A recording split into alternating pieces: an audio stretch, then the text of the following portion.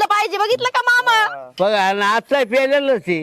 अहो, मग हा? हे सकाळी उठलं त्याला चहा नाही, याला दारू ढोसायला लागती. दारू डोसायला आता नाही डोसायचं. काय नाही हा, डोसायचं. नशा. हाव, तुम्हाला काय म्हणलं हा? होतं मी? हा? तुम्हाला म्हणलं काय होतं मी? हा? हा, तुम्हाला सामान आणायला लावलं होतं मी आणि तुम्ही दारू ढोसून आले.